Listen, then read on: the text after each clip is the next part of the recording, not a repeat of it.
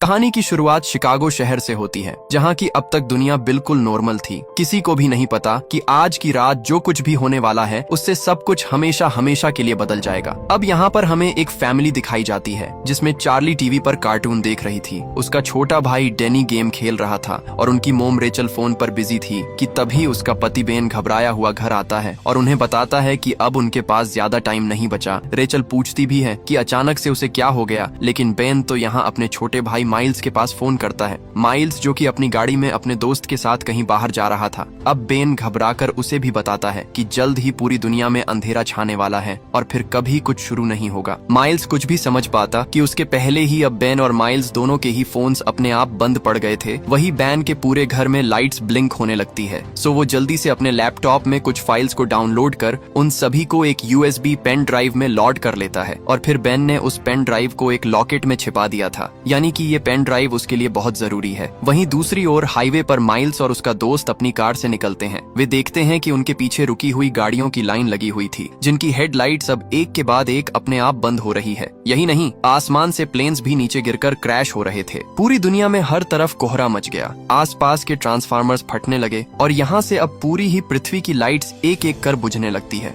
देखते ही देखते पूरी दुनिया भर की सारी लाइट्स अब बंद हो चुकी थी। पूरी दुनिया आज के बाद से हमेशा के लिए बदलने वाली थी, क्योंकि अब से दुनिया में न कोई लाइट्स होंगी, न ही गाड़ियां चलेंगी और न ही कोई ऐसा डिवाइस काम कर पाएगा जिसे कि चलने के लिए इलेक्ट्रिसिटी की जरूरत पड़ती है। अब मानव इतिहास को बदलने वाली इस घटना को पूरे 15 साल बीत चुके हैं। उस दिन ब्लैकआउट के बाद कभी इलेक्ट्रिसिटी वापस आई ही नहीं। बिजली से चलने वाली सभी चीजें बेकार हो गईं। लोगों की गाड़ियां, जेट इंजन्स, एयरलाइंस, सब कुछ बर्बाद हो गया। वर्ल्ड ऑर्डर अचानक से बदलने से बहुत से लोग तो तभी मारे गए। वहीं बाद में जो लोग बीमार हुए उन्हें दवाइयां नहीं मिली। घरों में आग तो लगी, लेकिन आग बुझाने वाली गाड़ियां नहीं थीं। फैक्ट्रीज वगैरह तो सीधे ही बंद पड़ गईं और अब सभी लोग हाथ से ही काम करते हैं। वहीं सरकार तो अब कोई बची ही नहीं थी। सो आम लोगों ने अपने ग्रुप्स बनाकर हथियारों के दम पर इलाके कंट्रोल करना शुरू कर दिए। अब प्रेजेंट टाइम में यूनाइटेड स्टेट्स 6 भागों में बंट चुका था, इसलिए आम लोग इन बड़े बड़े ग्रुप से दूर रहकर सरवाइव करने के लिए बस्तियां बनाकर रहने को मजबूर हैं। यहाँ पर बैन भी अपने परिवार के साथ ऐसे ही एक दूर कॉलोनी में रहने चला आया, जहाँ की 100 के आसपास लोग एक साथ मिलकर रहते हैं। वे यहीं खेती करके आपस में सरवाइव करते हैं। हालांकि बैन की पत्नी रेचल ब्लैकआउट के बाद भागते हुए कहीं मिसिंग हो गई थी और बेन समझ ही गया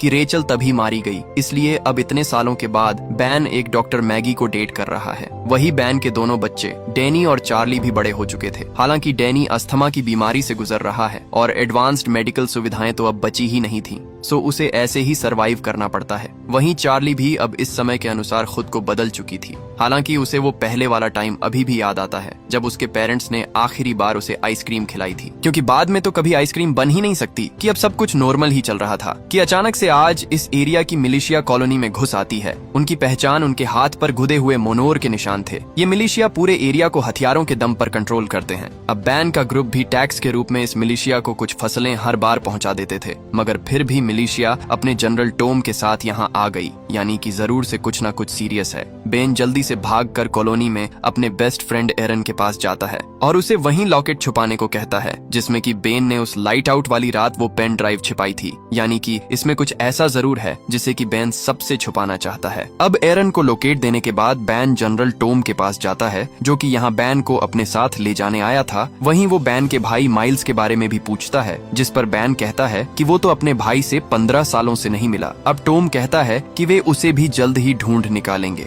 लेकिन अभी तो बेन को उनके ठिकाने पर चलना होगा। कि तभी पीछ से बेन का बेटा डेनी मिलिशिया पर क्रॉसबो पॉइंट करते हुए कहता है कि उसका पिता उनके साथ नहीं जाएगा। बेन अपने बेटे को समझाने की कोशिश भी करता है, क्योंकि इन मिलिशिया के लोगों के पास गन थी और वे उनसे लड़ नहीं सकते, लेकिन इससे कोई फायदा नहीं होता। सबसे पहले गोली बैन को ही जा लगी थी, जिसके बाद अब तो गुस्से में डेनी और पूरी ही कॉलोनी मिलिशिया के लोगों पर अटैक कर देते हैं। हालांकि मिलिशिया के पास गन्स तो थी ही, सो वे बेन के अलावा और भी कुछ लोगों को जान से मार देते हैं और आखिर में जनरल टॉम बेन के बटे डनी को बंधक बनाकर अपने साथ उठा ले जाता है। अब कुछ देर बाद जब चार्ली वापस से अपने घर आती है तो यहाँ उसका पिता बेन, जो कि खून में लथपथ अपनी आखिरी सांसें गिन रहा था, वो मरने से पहले कहता है कि मिलिशिया चार्ली के भाई डेनी को अपने साथ उठाकर ले गए हैं। सो चार्ली को अभी उसके अंकल माइल्स को ढूंढना होगा, जो कि शिकागो शहर में रहता है, और एक वही है जो कि डेनी को वापस ला सकेगा। और ये कहते ही अब बेन की मौत हो जाती है। अब चार्ली ने अपने पिता को अपनी आंखों के सामने मरते देखा था, मगर अभी तो उसके पास शौक मनाने तक का वक्त नहीं, क्योंकि उसे अपने भाई डैनी के बारे में सोचना है। सो वो जल्दी से अपना सारा सामान पैक कर सीधा शिकागो शहर में अपने अंकल माइल्स को ढूंढने निकल पड़ती है। हालांकि बेन की नई गर्लफ्रेंड मैगी और कॉलोनी का बेन का बेस्ट फ्रेंड एरन, वे दोनों उसे अकेले नहीं जाने देते और खुद भी उसके साथ जाने लगते हैं, क्योंकि अब के समय में बाहर का सफर बिल्कुल भी आसान नहीं होता। सो तीनों अब आने वाले कुछ दिनों तक ऐसे ही जंगलों को पार कर आगे बढ़ते रहते हैं। वहीं रास्ते में चार्ली को एक नेट नाम का लड़का भी दिखाई देता है, जिसे देखकर वो शुरू में डर जाती है, क्योंकि अब पूरी दुनिया ब्लैकआउट में चली गई थी। इसलिए तब के बाद से हर इंसान को पहली बार में देखकर खतरा ही समझा जाने लगा है। अब इस रात चार्ली, मैगी और एरन एक टूटे हुए प्लेन में सोने का फैसला करते हैं,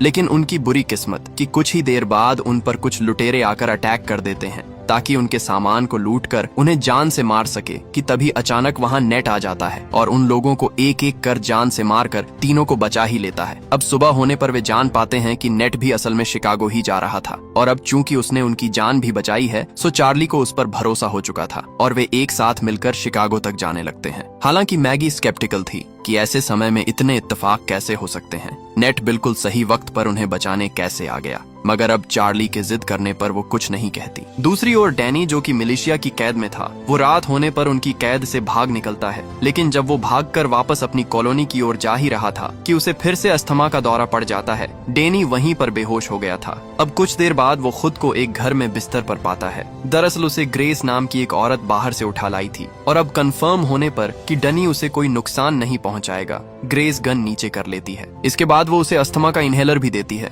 जो कि वैसे तो ग्रेस के बेटे का था, मगर अब उसका बेटा मर चुका है। दूसरी ओर चार्ली का ग्रुप अब तक फाइनली शिकागो तक पहुंच चुका था। यहाँ चारों नोटिस करते हैं कि ये शहर, जो कि कभी चकाचौंध से भरा हुआ रहता था, अब यहाँ पर पेड़ पौधों ने पूरे शहर को ढक लिया है। सड़कों पर छोटे बाजार लगे हैं, जबकि पिछले समय की महंगी गाड़ियों को घोड़ों से बांधकर चलाया जा रहा है। अब बैन द्वारा बताई गई लोकेशन के बाद सभी एक होटल में पहुंचते हैं और वे बार टेंडर से माइल्स के बारे में पूछते हैं। अब शुरू में तो वो बार टेंडर इस नाम के किसी भी आदमी को जानने से ही मना कर देता है, मगर चार्ली के ये बताने पर कि वो बेन की बेटी है और अपने अंकल को ढूंढ रही है, वो बार टेंडर रिवील करता है कि वही असल में माइल्स है। दरअसल चार्ली ने पिछले 15 सालों से अपने अंकल माइल्स को देखा ही नहीं था, इसलिए वो उन्हें पहचान नहीं पाई। अब चार्ली उन्हें सब बताती है कि कैसे मिलिशिया ने उसके पिता बेन को मार डाला और वे उसके भाई डैनी को भी किडनैप कर अपने साथ ले गए हैं। हालांकि वो हैरान थी कि अचानक से मिलिशिया के लोग उसकी फैमिली पर अटैक क्यों कर रहे थे। वे उसके पिता बेन को अपने साथ ले जाना चाहते थे, यानी कि ऐसा जरूर से कोई ना कोई राज है जिसके बारे में सिर्फ उसके पिता को ही पता था। मगर अभी तो उसे अपने भाई डैनी को बचाना है, इसलिए वो माइल्स से मदद मांगती है कि माइल्स उनके साथ चलकर उसके भाई को वापस लाने में मदद करें। अब माइल्स कहता है कि बैन असल में 15 साल पहले उस ब्लैकआउट की असली वजह के बारे में जानता था, और मोनोरोफ, जो कि मिलिशिया का लीडर है, वो असल में पूरे अमेरिका पर नहीं बल्कि पूरी दुनिया पर कब्जा करना चाहता है। सो पूरी दुनिया को कंट्रोल करने के लिए उसे हथियारों, टैंक्स और हेलीकॉप्टर्स की जरूरत पड़ेगी। इसलिए ही वो बैन को पकड़ने आया, क्योंकि वही एक जानता था कि ब्लैकआउट की असली वजह क्या थी और इसे कैसे रिवर्स किया जा सकता है, जिससे कि सारी पावर मोनोरोफ को मिल जाए। अब चार्ली ये सुनकर हैरान रह जाती है कि 15 साल पहले घटी वो घटना जिसने दुनिया को तबाह कर दिया, उसके पिता बेन को उस घटना के बारे में पहले से सब कुछ पता था। वहीं माइल्स हैरानी में डेने को वापस लाने में उसकी मदद करने से मना कर देता है, क्योंकि ये काम बहुत रिस्की है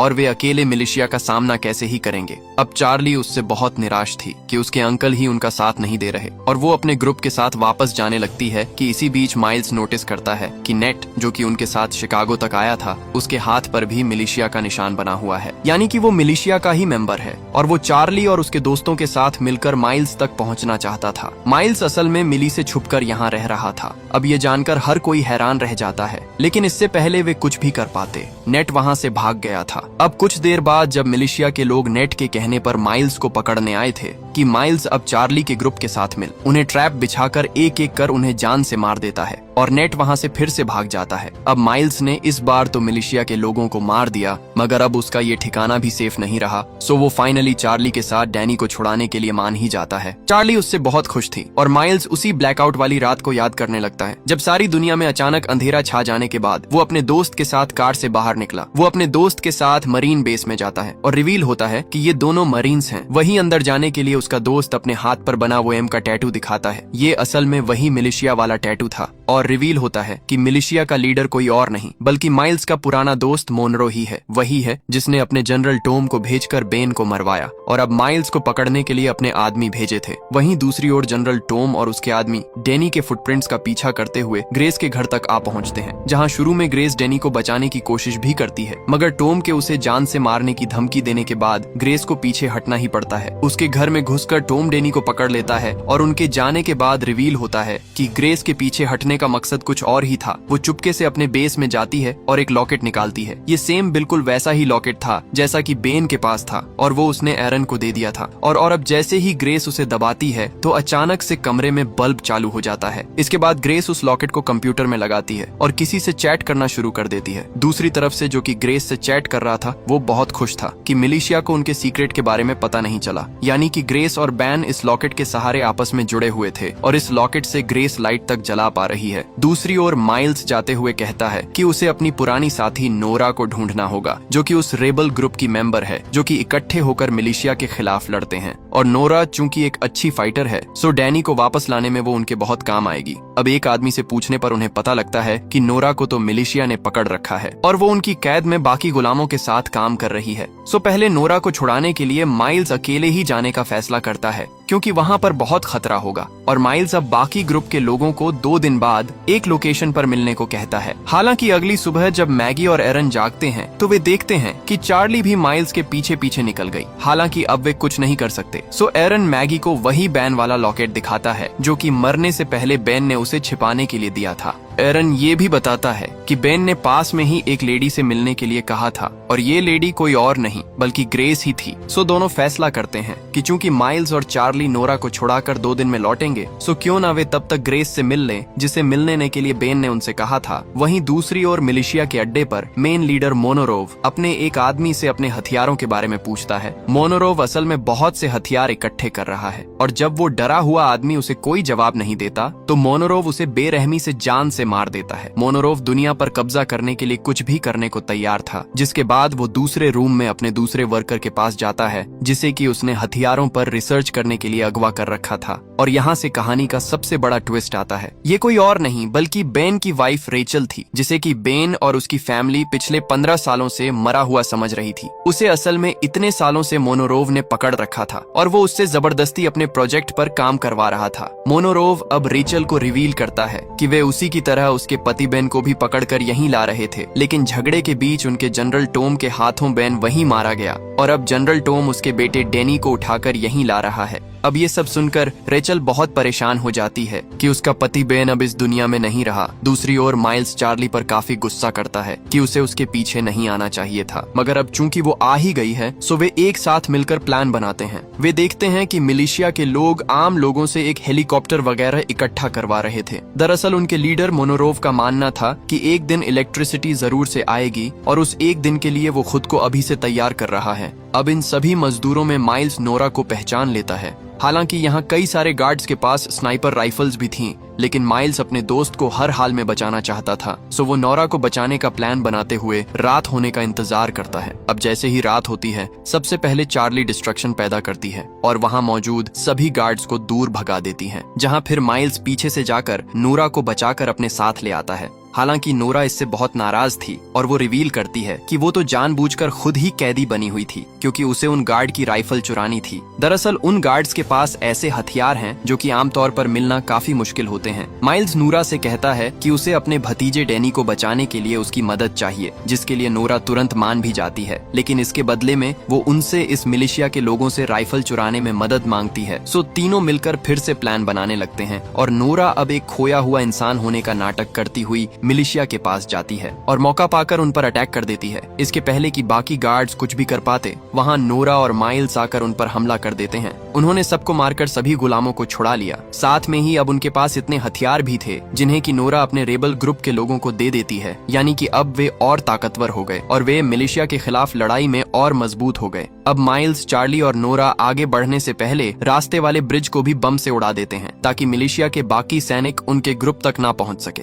वही दूसरी ओर मैगी और एरन, जो कि ग्रेस से मिलने उसके घर पहुंचे थे, अब सरप्राइजिंगली उसके घर में कोई नहीं था, क्योंकि ग्रेस पहले ही यहाँ से सामान पैक कर निकल चुकी थी। अब एरन, जो कि पुराने टाइम में एक इंजीनियर था, वो कंप्यूटर के बारे में बहुत कुछ जानता था। सो वो बेसमेंट में जाकर नोटिस करता है कि यहाँ पड़े कंप्यूटर के पार्ट्स हाल ही में एक्टिव थे, यानी कि यहाँ इलेक्ट्रिसिटी थी। वो ऊपर जाकर वो कंप्यूटर पार्ट्स मैगी को दिखाता है कि तभी उसका लॉकेट चमकने लगता है और पास में रखे हेडफोन्स में गाना बजना शुरू हो जाता है, यानी कि बैन की दी इस लॉकेट से आसपास के डिवाइसेस पोर्ट हो गया था। और वो जल्दी से पूरे 15 सालों बाद अपने बच्चों की फोटोज देखने लगती है, जिनके की फोटोज वो पिछले 15 सालों से फोन की बैटरी खत्म होने से देख नहीं पाई थी। यानी कि इस लॉकेट का बटन दबाते ही आसपास के सभी डिवाइसेस कुछ देर तक चल सकते हैं। यहाँ से ये भी साफ था कि बेन उनसे इस लॉकेट और उस ब्लैकआउट के बारे में बहुत कुछ छिपा रहा था। अब एरन और मैगी भी बाकी तीनों से वापस रियूनाइट होते हैं, जिस लोकेशन पर माइल्स ने उन्हें इकट्ठा होने को कहा था, और वे साथ मिलकर डैनी को लेने जाने लगते हैं, जिसे कि टॉम पकड़कर अपने साथ मिलिशिया हेडक्वार्टर्स तक ले जा रहा है। वे हेडक्वार्टर्स यहाँ से बहुत दूर थे। वही रास्ते में उन्हें अपना पीछा करते हुए नेट भी मिलता है। हालांकि माइल्स, जो कि नेट को जान से मारना चाहता था, चार्ली उसे ऐसा करने से रोक लेती है, क्योंकि उन्हें डैनी को छुड़ाने के लिए मिलिशिया से कोई बंधक चाहिए, जिसके बदले में वे मिलिशिया से डैनी को एक्सचेंज कर सके। और वे नेट को बंधक बनाकर अपने साथ ले जाने लगते हैं। उन्हें यहाँ से चलते हुए 2 दिन बीत चुके थे, और इस सुबह जब वे एक टाउन से होकर गुजर ही रहे थे कि उन पर बहुत से डॉग्स अटैक कर देते हैं। यहाँ ग्रुप के बाकी लोग तो एक बिल्डिंग में जाकर छुप गए, मगर बाहर मैगी को एक आदमी पकड़ ही लेता है, और वो उसे लूटने के लिए उसे चाकू मारकर वहीं छोड़कर चला गया था। यहाँ बाकी सब मैगी को वापस लाकर उसे बचाने की भी कोशिश करते हैं, मगर अब तक बहुत देर हो चुकी थी, और मैगी आखिरी बार अपने बच्चों की फोट देखते हुए दम तोड़ ही देती है। चार्ली भी इससे बहुत दुखी थी, क्योंकि 15 साल पहले उसकी माँ की मौत के बाद मैगी ही उनकी दूसरी माँ की तरह थी, जिसने उनका इतना ध्यान रखा। वही मिली जो कि डैनी को अपने साथ ले जा रही थी। अब बीच रास्ते में तेज तूफान आ जाता है, सो टॉम अपने साथियों को तूफान के रुकने तक एक बिल्डिंग में छिपने का ऑर्डर देता है, जहाँ पर वो अपना पास्ट भी याद करता है, जब टॉम ब्लैकआउट से पहले सिर्फ एक मामूली सा इंश्योरेंस एजेंट हुआ करता था।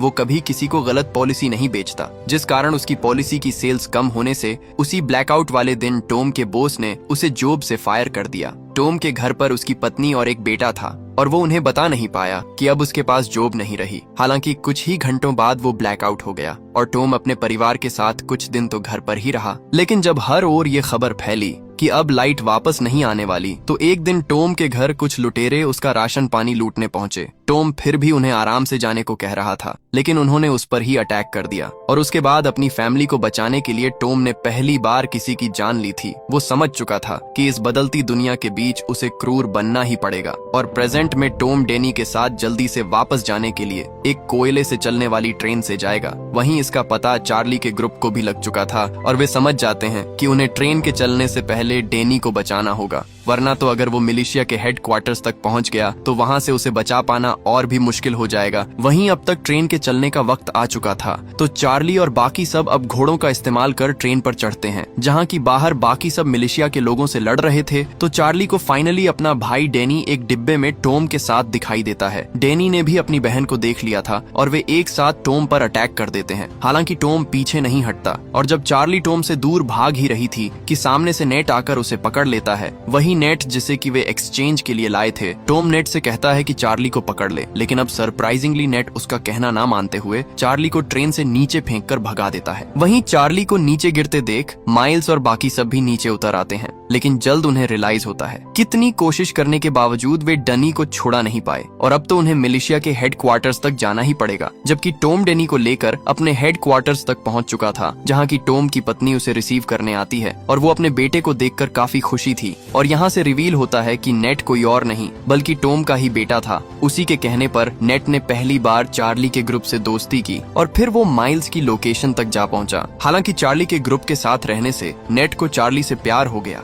इसीलिए उसने अपने पिता टॉम के कहने के बावजूद चार्ली को भगा ही दिया कि कहीं उसका पिता चार्ली को जान से न मार दे, जिससे कि टॉम नाखुश भी था। जबकि रेचल ऊपर से देखती है कि मिलिशिया के लोग उसके बेटे डैनी को भी पकड़कर ले ही आए। अब डैनी को रेचल पूरे 15 सालों बाद देख रही थी। हालांकि वो डेनी के इतने बड़े होने के बावजूद उसे आसानी से पहचान लेती है और अब कहीं मोनोरोव उसके बेटे को नुकसान न पहुंचा दे। रेचल उसे भी सच्चाई बता ही देती है कि जो नेकलेस बेन और बाकी मेंबर्स के पास है, जिनके सहारे इलेक्ट्रिसिटी फिर से लाई जा सकती है। रेचल उन नेकलेस की ड्राइंग बनाकर मोनोरोव को दे देती है और मोनोरोव इन नेकलेसेस को ढूंढ उनसे अपने हथियार, टैंक्स और हेलीकॉप्टर्स चार्ज कर पाएगा। फिर उसे कोई नहीं रोक सकता। अब रेचल ने मोनोरोव को सब बता दिया था, सो वो रात होते ही रेचल को अपने बेटे से मिलने देता है। दोनों ही माँ बेटा पूरे 15 सालों बाद एक दूसरे को देख रहे थे। डैनी तो हैरान था क्योंकि उसे लगा था कि उसकी माँ बहुत पहले मर चुकी है, मगर वो तो यहाँ मोनोरोव के कब्जे में थी। अब अगले दिन से ही मोनोरोव उन सभी नेकलेसेस को ढूंढना शुरू कर देता है। यहाँ रेचल मोनोरोव को ये भी बताती है कि ब्लैकआउट से पहले जब डैनी उसके पेट में था, तब एक प्राइवेट कंपनी के मालिक फ्लिन ने उससे और बेन से कांटेक्ट किया था। फ्लिन उस वक्त इलेक्ट्रिसिटी का सस्ता सोर्स ढूंढना चाहता था, जो कि मौजूदा सोर्सेस से बहुत सस्ती हो। हालांकि जब रेचल को पता चला कि फ्लिन, जिसके लिए वो उसका पति बेन रिसर्च कर रहे थे, वो असल में गवर्नमेंट की सिक्योरिटी फोर्स का हेड था और वो उनके रिसर्च को अपने अनुसार इस्तेमाल कर रहा है, तो उन्होंने उससे दूर होने की कोशिश की। दूसरी ओर चार्ली और बाकी सब यहीं हेडक्वार्टर्स की ओर आ रहे थे, जबकि अब तक मोनोरोव को कुछ नेकलेसेस मिल चुके थे। उसे रेचल ने बता दिया था कि बेन ने ऐसे नेकलेसेस उसके साथ काम करने वाले कोलेग में बांट दिए थे। सो मोनोरोव अब रेचल को नेकलेस देते हुए कहता है कि अब उसे एक ऐसी मशीन बनानी है जो कि नेकलेस की एनर्जी हार्नेस करके उनके फाइटर प्लेन्स को पावर दे सके। फिर उन्हें कोई नहीं रोक पाएगा। वही फ्लिन जिसके अंडर बेन और रेचल काम किया करते थे। अब मोनोरोव के हाथों एक नेकलेस आते ही वो सावधान हो जाता है। ग्रेस भी उसी के साथ थी, यानी कि फ्लिन अंदर ही अंदर कुछ छुपा रहा है। कहानी के शुरू में वो फ्लिन ही था जो कि ग्रेस को मिलिशिया से छुपने को कह रहा था। फ्लिन नहीं चाहता था कि मिलिशिया को उनके नेकलेस के बारे में पता चले। अब फ्लिन का रियल मोटिव क्या है, ये बहुत बड़ा राज्य है जो कि हमें कहानी के आखिर में पता चलेगा। वहीं अब तक मिलिशिया में रेचल ने वो मशीन बना दी थी जिससे कि वो नेकलेस की पावर हार्नेस कर फाइटर जेट्स को शुरू कर सके। सो मिलिशिया के गार्ड्स रेचल को डैनी के साथ बंद कर देते हैं। वहीं अब तक बाहर चार्ली का ग्रुप भी डैनी को लेने आ चुका था। सो माइल्स सभी को अपने एक पुराने साथी के घर में छुपने को कहता है, जो कि उन्हें मोनोरोव के ठिकाने के अंदर घुसकर डैनी को निकालना होगा। सो अब चार्ली को आराम करने के लिए छोड़कर माइल्स, एरन और नोवा तीनों प्लान बनाने बाहर निकल पड़ते हैं कि डैनी को कहां बंद किया गया होगा। लेकिन अब जैसे ही वे बाहर गए ही थे कि टॉम के आदमी अंदर आकर चार्ली को भी पकड़ लेते हैं और वे उसे भी उसी सेल में बंद कर देते हैं जहां की उसकी माँ और भाई डैनी बंद थे। यहाँ चार्ली भी अपनी माँ रेचल को देख हैरान रह जाती है कि वो इतने सालों से यहीं कैद थी। वो भागकर अपने भाई डनी को भी गले से लगाती है, जिसे कि लेने वो यहाँ तक आई थी। मगर यहाँ तो उसे डैनी के साथ साथ उसकी माँ रेचल भी मिल गई। वही अब अंदर मोनोरोव आकर कहता है कि जो डिवाइस रेचल ने बनाया था वो उसके इस्तेमाल से कुछ फाइटर प्लेन्स को चालू कर दे। अब तो उनके पास एक नेकलेस भी आ गया है, वरना वो उसके दोनों ही बच्चों को जान से मार देगा। अब रेचल के पास कोई ऑप्शन नहीं था, सो उसे मोनोरोव की बात माननी ही पड़ती है। जहां अब जब रेचल मोनोरोव का काम कर ही रही थी तो पीछे से डैनी और चार्ली दोनों भाई बहन एक गार्ड पर वार कर बाहर निकल जाते हैं और जल्दी से अपनी माँ को ढूंढने लगते हैं ताकि वे एक साथ यहाँ से बाहर निकल सके। वहीं बाहर से अब तक माइल्स, एरन और नोवा तीनों भी आ गए थे। उन्हें पता चल चुका था कि टॉम चार्ली को भी उठा ले गया, सो वे भी उन्हें छुड़ाने फैसिलिटी के बाहर आ चुके थे। नोवा एरन को बम्स देते हुए कहती है कि वे बाहर रहकर फैसिलिटी के चारों ओर बम लगा दे। तब तक वो और माइल्स एक साथ अंदर जाकर डैनी और चार्ली को बाहर ले आएंगे, जबकि अंदर डैनी और चार्ली भी गार्ड्स पर अटैक कर रहे थे और माइल्स उन्हें ढूंढ निकालता है। अब दोनों जल्दी से माइल्स को रेचल के बारे में बताते हैं कि वो अब भी जिंदा है, सो वे जल्दी से लैब में जाकर माइल्स अब मोनोरोव के गार्ड से लड़ते हुए रेचल को भी बाहर लाने लगता है, जहां की वे सभी फाइनली सुरक्षित बाहर तक आ गए थे। वहीं अब तक एरन ने भी दीवार को तोड़कर उनके निकलने का रास्ता बना लिया था, सो सभी वहीं से भागने लगते हैं। और जब सभी बाहर निकल ही आए थे, उन्हें लग रहा था कि वे बच ही गए कि तभी ऊपर एक फाइटर हेलीकॉप्टर को उड़ते देखते हैं, जिसे कि कुछ देर पहले रेचल ने ही शुरू किया था। उसने अपने बच्चों की जान बचाने के लिए मोनोरोव के कई सारे प्लेन्स को अपने डिवाइस से एनर्जी दे दी, सो वो हेलीकॉप्टर अब पूरे ग्रुप पर फायरिंग कर देता है। हालांकि उनकी अच्छी किस्मत कि पूरा ग्रुप एक बैंक की वोल्ट में छिपकर बच ही जाते हैं। अब नोवा कहती है कि पास में एक रेबल कैंप है, सो वे अभी के लिए वहीं जाकर छिप सकते हैं और कोई तो उनके पास ऑप्शन भी नहीं था, सो वे वहीं जाने लगते हैं। वहीं वे रास्ते में नोटिस भी कर रहे थे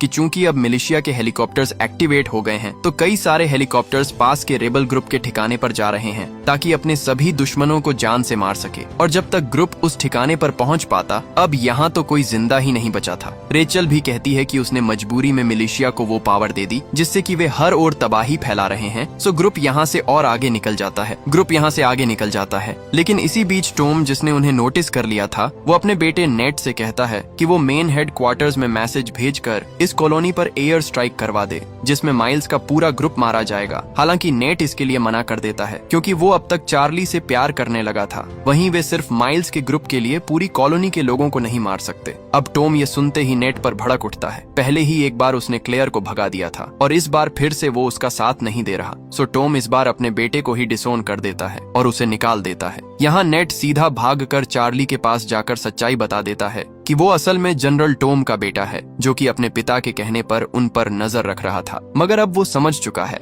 कि वो कितना गलत था। वो आगे ये भी रिवील करता है कि उसके पिता ने उन्हें यहाँ देखने के बाद जल्द ही यहाँ एयर स्ट्राइक होने वाली है, सो उन्हें जल्द से जल्द यहाँ से निकल जाना चाहिए। अब चार्ली जल्दी से वापस रेबल कैंप में आकर सभी को ये जानकारी देती है कि उन्हें जल्द ही एयर स्ट्राइक के लिए तैयार रहना होगा और उन्हें भी हथियार चाहिए। यहाँ वे डिस्कस कर ही रहे थे कि अब तक मिलिशिया के हेलीकॉप्टर्स वहाँ आ जाते हैं। उन्होंने कई सारे रेबल सोल्जर्स भी मार दिए थे कि तभी पीछे से माइल्स और रेचल अब एक गाड़ी में रॉकेट लॉन्चर ले आते हैं। माइल्स को इससे हेलीकॉप्टर में मौजूद एक एम्पलीफायर से हिट कराना था कि इसके पहले ही अब एक रॉकेट गिरने से वो दूर जा गिरा था। अब सब कुछ बर्बाद होते देख डेनी अकेला ही आगे भागकर खुद ही रॉकेट लॉन्चर लेकर उस हेलीकॉप्टर पर फायर कर देता है और उसका निशाना भी सही जा लगा था और वो हेलीकॉप्टर सीधा नीचे क्रैश होने लगता है। हालांकि डेनी की बुरी किस्मत गिरते हुए हेलीकॉप्टर से ऑटोमेटिक गन अभी भी चालू थी और कई सारी गोलियां सीधी डेनी को जा लगती है, जिसे कि वो वहीं मारा गया था। हर कोई दुखी था। अभी तो रेचल का परिवार फिर से मिला था कि फिर से उन्होंने एक और मेंबर को खो दिया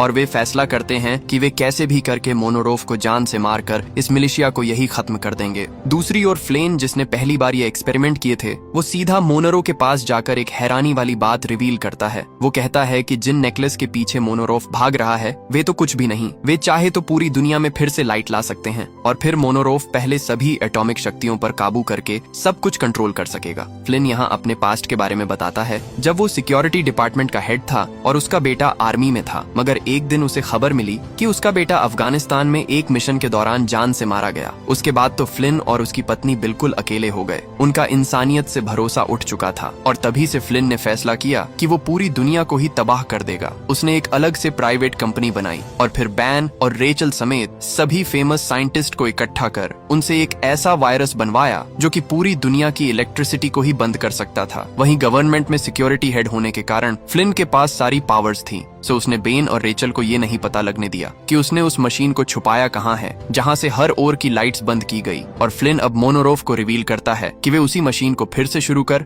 अब फिर से पूरी दुनिया को नॉर्मल बना सकेंगे। हालांकि फ्लिन इसके लिए शर्त रखता है कि चूंकि वो मोनोरोफ की सब कुछ कंट्रोल करने में मदद करेगा, सो उसे इसके बदले में स्पेशल पावर्स चाहिए। वहीं अब तक रेचल के ग्रुप को भी पता लग चुका था कि यहाँ से बहुत दूर फ्लिन ने एक टावर में सेटअप लगाया हुआ है जहाँ से वे पूरी दुनिया की लाइट फिर से ला पाएंगे। वे सभी मिलकर उसी टावर पर जाने लगते हैं, लेकिन जब वे उस टावर तक पहुँचे ही थे कि वे देखते हैं कि मोनोरोफ तो फ्लिन और अपने गार्ड्स के साथ पहले से यहाँ पहुँच चुका है। रेचल समझ जाती है कि फ्लिन ने मोनोरोफ को सारी बातें बता दी, सो वो प्लान बनाती है कि वो अकेले मोनोरोफ के पास जाकर उसका ध्यान भटकाएगी और तब तक बाकी टीम टावर में घुस जाए और फिर मोनोरोफ के वहाँ पहुँचने से पहले सारी लाइट्स को शुरू कर दे। सो रेचल अब एक बम लेकर मोनोरोफ के पास जाती है, जिसे कि तभी पकड़ लिया गया था, मगर उनका प्लान काम नहीं किया। उल्टा मोनोरोफ अब रेचल को साथ लेकर टावर में ले जाने लगता है। वहीं बाहर माइल्स और बाकी के मिलिशिया सोल्जर्स पर अटैक कर उन्हें जान से मारने लगते हैं और बाकी बचे हुए सोल्जर्स पर फायर कर वे भी फाइनली टावर के अंदर पहुंच ही गए थे।